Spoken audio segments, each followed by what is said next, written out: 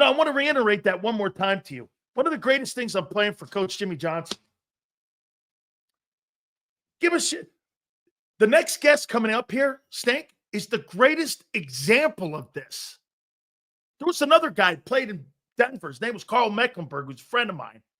I think Carl Mecklenburg was a 12th round pick. Stink was a late pick in the draft. Do you know how many chances a guy like him to make a roster and go on and have the career he had? Like Gary Cobb, who comes on every week. These 10-plus year guys are the 1% of the 1%ers. You have a better chance of being a freaking astronaut than playing 10 years in the league, let alone win 3 Super Bowls. Stink's a bag holder. He goes on to be one of the best guards in the league. You know why? There had to have been a culture in the building like Jimmy had. Jimmy had the totem pole culture. Where are you on the totem pole? If you're down here, I don't give a shit about you. Prove to me you have to stay here. You see Emmett and all those guys up there? Well, I'm not going to mess with those guys. I'm looking to replace the bottom 5 of my roster, not the top 5. And that's kind of where Howie is now. Hey, you see all these little sub moves? He's looking to build out the bottom 5% of his roster. He's not going to touch the future at the top. That's the price of being a champion.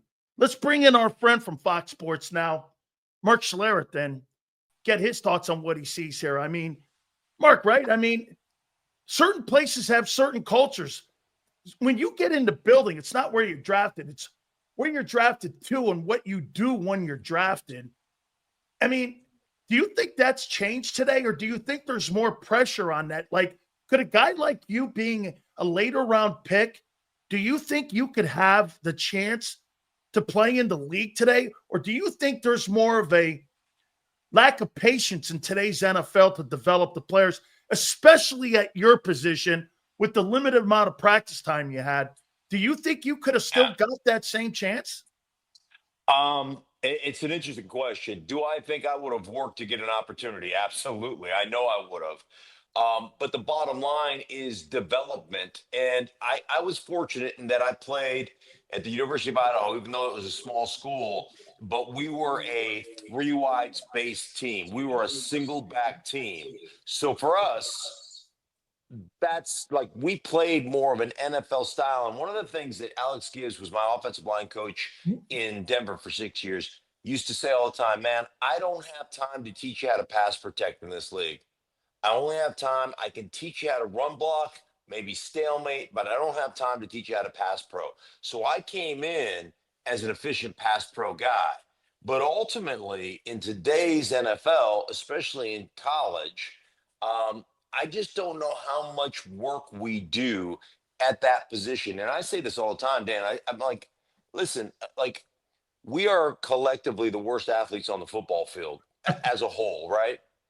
And name me one other sport where a lesser athlete is lined up against a better athlete, same size, same weight, same strength, all that kind of stuff. But the lesser athlete is expected to win 100% of those battles. And if the lesser athlete gives up 1 or 2 sacks, right, he's a piece of crap, and the defensive lineman goes to the Pro Bowl. And so, like, it's a really interesting kind of dynamic. And so I always tell people the greatest skilled position in football is that of the offensive line, because it's the only position in sports where that is true. Like if a 6'3" point guard blows by a 7-foot center who's a little bit slow footed, we don't say, hey, that 7-foot center can't play. Let's get him out. Let's cut him. Let's get rid of him. No, you say, hey, man, great move. They got a good switch. They blew by the dude. And you know what? We can't expect a 7-foot center to keep up with the 6'3" point guard. But that's not the case when it comes to football. So it's a really interesting dynamic. The other thing about that position is we're only as good as all 5 of us together. And so, like I can't be good unless all 5 of us are good, because we have to rely on one another. We have to be able to communicate, and we have to be able to work in combination with one another. So it's a very unique position. And today's game is really hard, not to ramble on, but I'm calling a game in Detroit not last year, but the year before. And Roger Goodell happens to be at the game. and he says, "Hey, Stink, listen, man, we've got so many quarterback injuries. What are we gonna do? Like, what would you do? What are we gonna do about keeping our quarterbacks healthy?" And I said to him, "I got an idea. How about we put on pads and we actually practice?" I go, "You take the hardest position in football, the most skilled position in football, and say, guys, we're not going to practice and develop, but we want you to protect our, $250 million quarterbacks." Like, do you understand how insane this is? That you're going to take all the skill and the practice out of developing that skill, and yet you're going to ask us to keep these quarterbacks healthy. I just think it's insanely stupid the way we operate as a league in general. Stink, you mentioned Alex Gibb and that blocking style, in my opinion, he's one of the greatest, if not the greatest offensive line coach. You got Skarnacki in New England. You could probably say McKittrick with the 49ers during our time. Jeff Stoutland, you tell me if all these guys have one thing in common here. I heard something, and Clint Hurt, who's a friend of mine, went to University of Miami. He said, you know what he does in practice that is essential that I don't think a lot of teams do? The first team guy and the third team guy, Stink, they get the same amount of reps during the week as the first team guy does. So when you have an injury to Landon Dickerson or Melodic gets banged up, you put Fred Johnson in, you put another guy. There's a reason you're first and second team guys, but you're mentally in the game. You're prepared for the game plan. Instead of just sitting on the sidelines here, sucking on ice. And Stoutland teaches everybody, and it's player development and it's preparation all in the same time. Is that some of the characteristics some of the great old linemen have? Is that they're coaching the top guy as well as they're coaching the guys on the roster like they are the starters. I mean, it's really, I don't think a lot of places do that. No, I think you're probably right, and I think Stoutland is amazing. Every time I call a Philly game, I go watch him work with the guys who aren't going to play, and even warming up with some of the guys that are playing. And it's always just top notch, right? The work that's getting done, the attention to detail. The other thing you watch is just the technical kind of the understanding and the nuance of the game, the technicalities of the game, the footwork, the steps, how to create leverage. Everybody thinks in today's game they're all like I got this question on social media the other day. Oh, you were only 285, 290 pounds when you played. Would you have to gain, 30 pounds to play in today's game? Would you? And I'm like, you realize what bullshit that is, right? Like you can either create leverage or you can't create leverage. Leverage is created from the ground up, right? Ankle in line with knee, in line with hip, right? And coming off the ground with both feet in the ground, and having it like I always say, foot over ankle, ankle over knee, knee over hip, right? And all lined up, and you're striking from a low to high plane, and you're creating this upward movement, right? This leverage movement. And it's always funny to me because you'll hear offensive linemen or you feel offensive line coaches say, "Hey, we got to stay lower." And I was always like, during that time, I was like, "Oh, no shit, right? Like, I'm getting impaled. Of course I need to stay lower, right?" How do you stay lower? Well, being lower is you're never like, if you and I are going one-on-ones, right? One-on-one run block, and you're playing D tackle and I'm playing guard, we're gonna hit helmets. And it's the guy that can create that upward movement on the other guy. That's the guy that wins that battle. And that's through 100% of that is through technique. So it doesn't matter. Like, I played against a bunch of 350-pound, 400-pound guys. I could take them off the ball. Why? Because I had exceptional technique and I always had exceptional strength. So 285, 290, 340, it doesn't matter to me. It's completely irrelevant as long as you have great technique. And great technique comes through reps. Great technique comes from understanding. Great technique comes from working on it. And one of the things that I see with Stoutland is that ability. The other thing I see in that is the nuance of understanding. And that's where you go from being coached to being a great player. And that's where veteran players come in. That's where a Kelsey can take all that he knows over the years, and Stoutland can say, "Hey, this is what we're going to do." And then a guy like Jurgens can go, "Ah, well, you know what, that," and Kelsey goes, "Let me give you a little nuance to that. Let me show you how that works," right? And that's the beauty of it. I came into the Hogs, And I'm getting coached up not only by Joe Bugle, who's one of the great offensive line coaches in football, and then after that it was Jim Hannafin.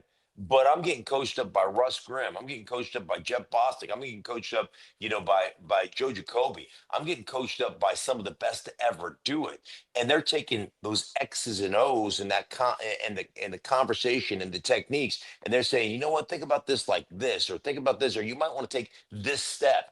And the little nuance stuff is what makes you great. So it's that combination and that mixture of veteran players that really understand it, have done it, and have gone through the battles that can give you that nuance as a young player. And you're like, oh, okay, that makes sense. Oh, I can see it now. And you can take that and make it your own. And that's when you're great. And that's why Stoutland, like, guys come up, I don't even know. Like, I don't even know what 57's number or name is, but I watch 57 come in and play left guard. I'm going, damn, that guy could start everywhere else in the league because his technique is so freaking good, and you're just watching it going, damn, this is really something. How about this thing? You tell me. Every single guy in that old line is big money. Both tackles are over $25 million. The left guard, Dickerson's a $20 million guy. Mm-hmm. Center is a Pro Bowl type guy. The last 3 years, they've had Isaac Seumalo. The following year, they had Juergens move over because Kelsey was still there. And then they move Micaiah Becton over there from tackle to guard. And he had a really good football season. You tell me, is that an interchangeable piece and one of the interchangeable positions on that team and that offensive line spot? Because they've had 3 different guys at that position. As a matter of fact, they've had 3 different running backs, Barkley, DeAndre Swift, and Miles Sanders. Now they're probably obviously settled in on Barkley here, bud. I mean, how important do you think it is for them to re-sign Mekhi Becton, or is it because they've had interchangeable pieces there at that right guard spot? Yeah, they've done a really good job. And obviously, like you said, they're all getting coached, they're all getting reps, they're all getting prepared. And when one guy gets hurt and another guy comes in, they don't miss a step. For Mekhi Becton, I will say this. Much easier to move from outside to inside, from tackle to guard, than it is to go the opposite way. And it was funny years ago. You remember Leonard Davis, who got Oh, yeah. drafted in the first round by Arizona? And Yep. I'll never forget. I met at this event, Super Bowl event, and I had given him a pretty hard time as a television analyst, in his time for Arizona. And he's every bit of 6'8", 365 or something, right? I He's mean, a this big guy's a dude. huge dude. And I'm sitting at this event, and all of a sudden, I catch eyes with him, and he kind of puts his plate down and comes storming across storm across the room, and I'm like, man, I might get my ass kicked right now. I was like, here we go. You might And have to. You might have to turn the ankle and let's get it on here, right? right. And so anyway, he walks up to me and goes, all right. He goes, you've been critical. And he goes, I get it. He goes, what should I do? And I said, hey, listen, if I'm you, and he was a free agent at the time, I said, if I'm you, whoever is courting me, I would tell them, I'm not a tackle in this league. I go, you don't move well enough. You don't have quick enough feet. No offense, but you just don't. To play tackle in this league against the guys that can rush the edge, I go, move inside. You'll be a Pro Bowl player. Just say to your agent, say, I am not playing tackle anymore. I'm going to move in and play guard. Huh. That guy went to 4 straight Pro Bowls for the Dallas Cowboys at inside. And I'm not saying that I had anything to do with that. He had to do the work and everything. But I was just like, dude, this is just the way it is. It And you is. got to understand, like the dudes that play tackle in this league, and you guys see it all the time, Lane Johnson. Lane Johnson is one of the most phenomenal athletes you will ever come across. I mean, the dude is strong. He is unbelievably athletic. His movement skills are second to none. And Malata is got unbelievable movement skills. Not to the level that Lane Johnson does, but he's got great movement skills as well. And he's a mountain of a human being. But the bottom line is the footwork, the athleticism, the change of direction, the things that you have to do out there in space. We always used to call that being out in the water.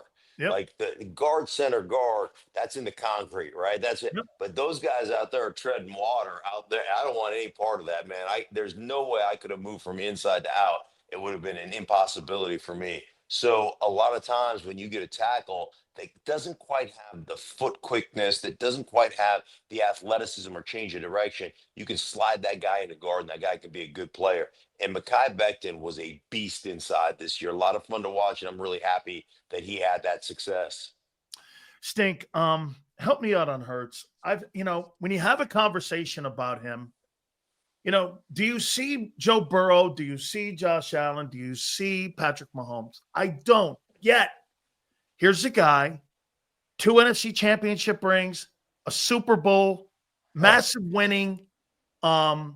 Is he a prototypical guy? No, but I call him like the unicorn. He's kind of like unique in what he brings. He can run.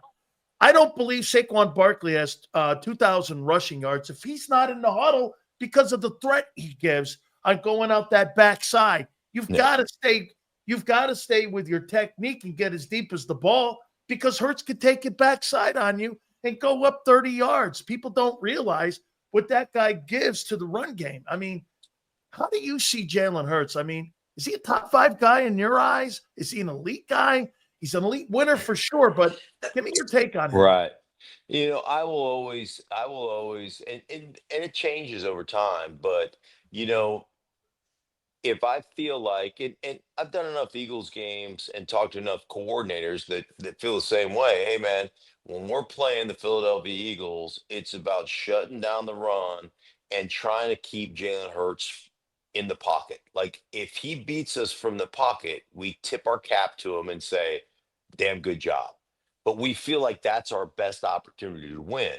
But he's unique in his skill set to, like you said, to press the edge, to run the RPO game, to run the zone read game. And what ends up happening to that, because he is that threat to pull the ball and carry it on the outside, you don't get constriction, not only from the defensive end on that side of the football field, but the outside linebacker, maybe it's the nickel guy that's running the alley, or the safety. They tend to have to hold their point, right? And so the cutback lane becomes prominent for Saquon Barkley. And we know this about Saquon: one, unbelievable Real. vision, right? Unreal vision. Unreal. And his ability to make people miss in a tight space. And then, he's unique in that he can make you miss in an unbelievable spot. He's got enough power to run through you, but make you miss in tight quarters. And as soon as he turns, man, he's gone. Like there's nobody on the field that's going to catch him.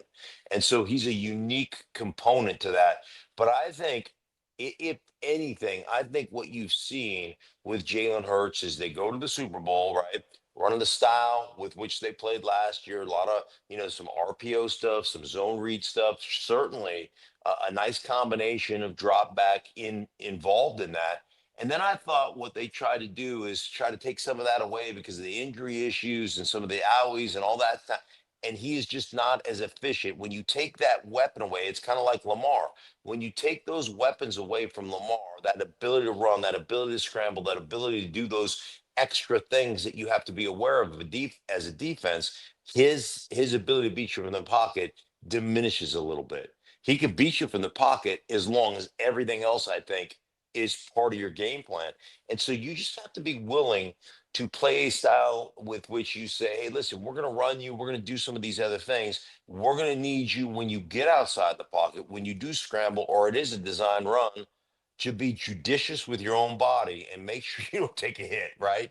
And so you talk to a guy like John Harbaugh, or you talk to back in the day in Chicago when Fields was there, they'll tell you we tend to take bigger hits in the pocket than we do outside the pocket, because Huh. outside the pocket you've got vision and you can get down. It's the problem is your natural, what you've always done, relying on that athletic ability. Sometimes instinctually that takes over and you put yourself in harm's way. So as you take over as a scrambling quarterback or as a guy that's on a design run, at some point you have to be able to go, okay, wait a minute. I am this great athlete. I've always been able to do this, but for the good of the team, I got to make sure I don't take a hit.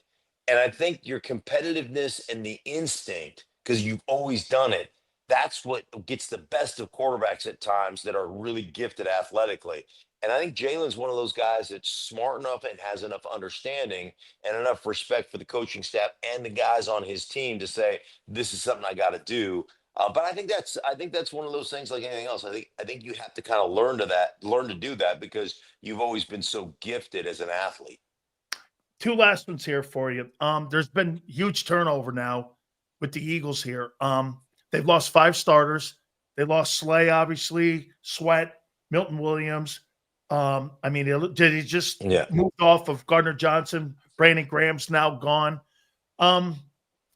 There's a culture, it seems, that Howie, look at all the draft picks he's got coming up the next couple of years. I guess, Stink, would you say that I guess this is the price of winning is when you have a lot of good football players? The salary cap is kind of a rigged system where they're not looking for back-to-back teams like your Bronco team. They're not looking for that since the salary cap era. So Howie Roseman to you. I mean, he seems to lease the players on that side of the ball. There's not a lot of money on that side of the ball in any place. The money's all on the offensive style. How do you see him, how he looks at that side of the football and how he looks at his roster? Give me your takeaway on what you think of him as a GM. Well, I think he's phenomenal. And I think one of the things that happens to you oftentimes, when you miss on a draft pick, a lot of NFL teams continue to chase in the draft that position. And what ends up happening to you is when you're chasing a position and you're trying to fix it through the draft, what happens is you start neglecting the positions of strength and you don't build back up, right? And so then all of a sudden you keep missing on receiver, for instance, like hey, when they missed on Rager, right? And Rager couldn't play. What did he do? Well, he went out and got AJ Brown. Let's fix it. Okay. Then they were able to draft Devontae Smith, right? But why he wasn't chasing draft picks there. He was still building second rounder with Cam Jurgens. He was still building an offensive line at the same time. He like when they had Fletcher Cox and they had Brandon Graham and they had a really good defensive line. What do they invest in? Other defensive linemen, right? And so they kept their positions of strength. They were able to do that, and that'll happen to you when the other thing that'll happen is when you hit in the draft and you go out, you get you get a couple of corners in the draft that can really play. Like the Mitchell kid was phenomenal. He was. Cooper DeJean. DeJean was incredible. Like so, you hit on these players, and what the draft really does for you more than anything else, in my mind, is it gives you some salary certainty for the next 3 or 4 years, right? To where you can go, okay, I want to cherry pick a guy to fit this hole, right? I got to have that wide receiver, or I got to have that tight end, or whatever it is. But Howie's done a phenomenal job. And the other thing he's done a phenomenal job of being the anti-Cowboys. So when like I don't understand, beyond the shadow of a doubt when a guy can play, right? I mean, as a player, man, most of us could find a guy within the first two practices to go, that dude can play, that dude can play, that dude can play, that guy can't, that guy can't, that guy can't. And you're just like, it's just the way it is. I remember late in my career, I was probably in year 11 or 12, sitting in a pair of shorts, big fat belly hanging over my shorts. And I'm sitting there, I'm watching this kid they brought in, and this kid is a muscle pig, right? I mean, he's just yoked. Yeah. He plays defensive line. He's a little short, like 6'1", and just like 6-pack. And I am like impressed. I'm like eyeballing him, like, oh my God, this guy. And he looks at me and he said, from across the locker room, he like, what are you looking at? And I say, hey, listen, no offense. I go, I played in this league for a long time. And like my experience would tell me you got way too many muscles to be any good at playing football. Yeah. And he was sounds like the kid from Arkansas, but go ahead. Right. He was so offended. He was so upset. 2 days later, they cut him. The guy couldn't play dead in a Western.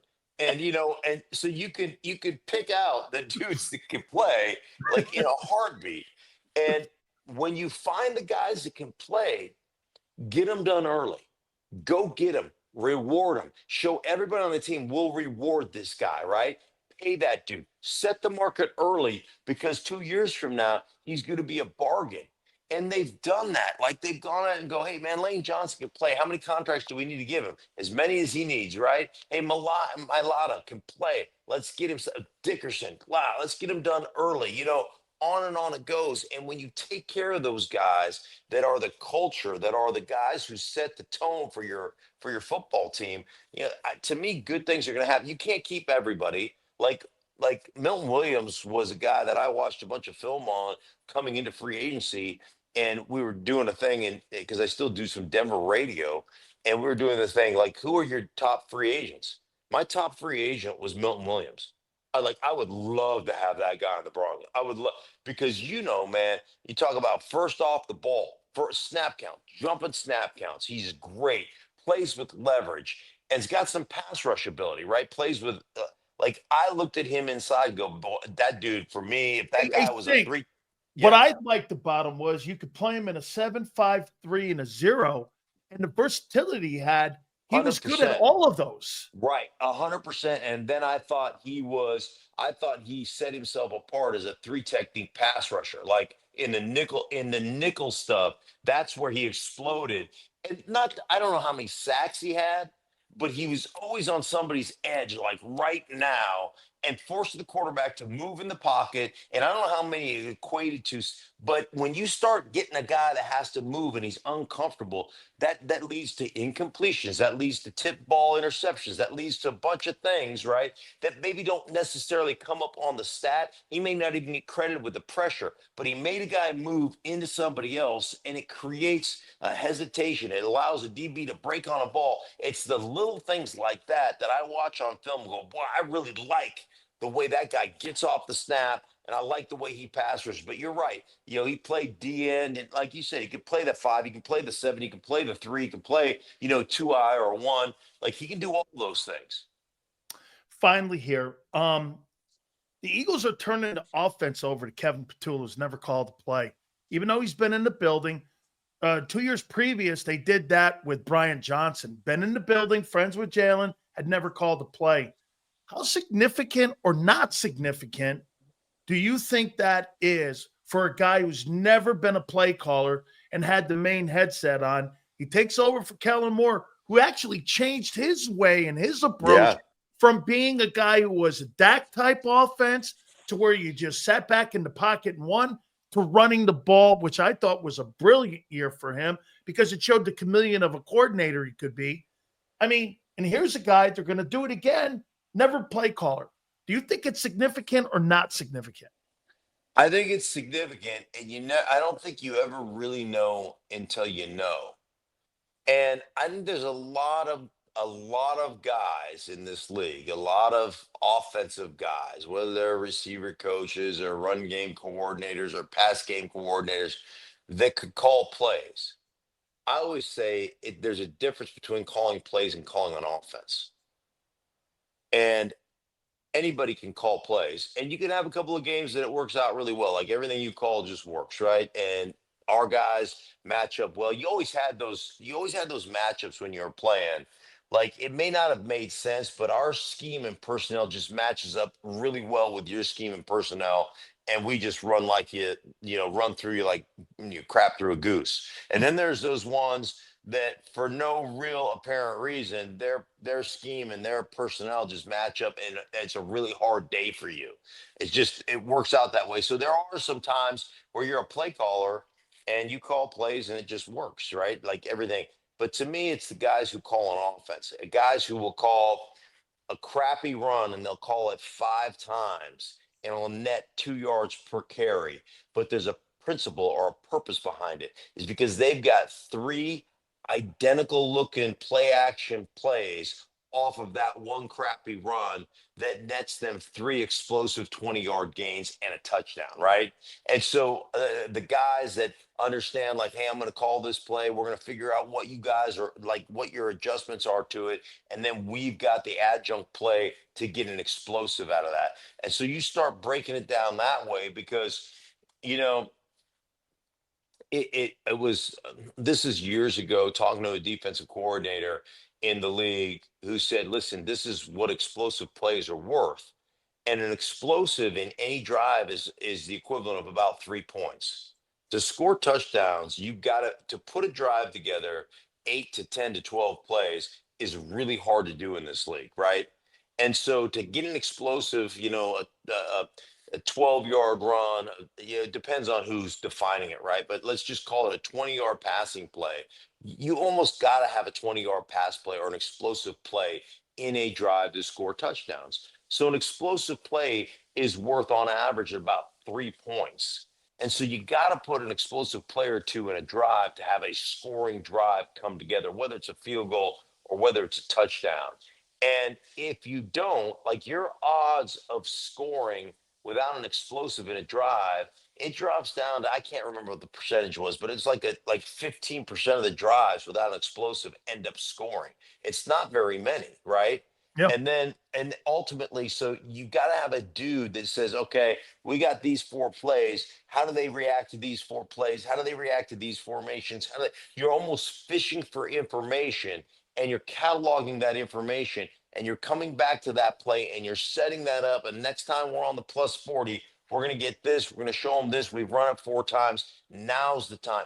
And to know when to call it, right? To know when to go attack it. Those are the guys that call an offense as opposed to calling plays. You can have success once or twice or 3 times during a season if you're just a play caller, but to have continued success and have, like Kellen Moore did last year, have game after game after game, you got to have great players, no question about it, but you have to know what you're doing. And I'll go back to the Super Bowl. Like, Saquon Barkley's averaging 3 yards a carry or whatever the hell it is, 25, 26 carries.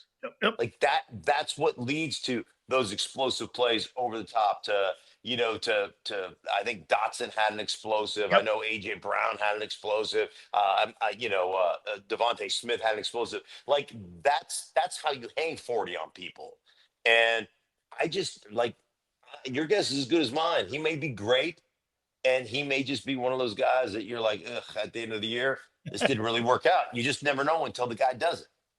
Absolutely. Stink. Masterclass here, man. I really appreciate your time, brother. Thank you so much, man. I know you enjoy yourself there, and I hear a lot of people talking about your show there in Denver, man. I can't thank you enough for always finding time for me. Every time I ask, you always do it. Thank you, brother. I appreciate it. You got it, Dan. We'll take care, buddy. We'll talk to you soon. You got it. That is Mark Schlereth. I so appreciate him doing that. Guys, I got to pay a little bit of bills here before we get out of here. Don't forget our friends at BetUS. Our friends at BetUS, we've teamed up with them. It's been an absolutely great time, especially with the NCAA tournament coming around and our YouTube 150. Don't forget, you have great tournament action coming up. You have 150% sign-up bonuses up to $2K. Second and third are 125%. That's betus.com.pa. That's betus.com.pa. Fastest payouts in the business. Absolutely 24/7 personalized service. 365 days of the year. That's betus.com.pa. That's betus.com.pa. Thank you guys very much. What an absolutely sensational day. Great stuff. A lot of drama going on here with the Eagles, especially around the league. Thank you, Big Joe. Xander, absolutely awesome.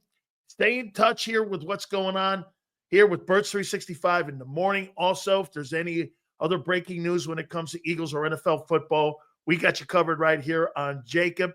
2 to 6 tomorrow, and we'll see you on the flip side.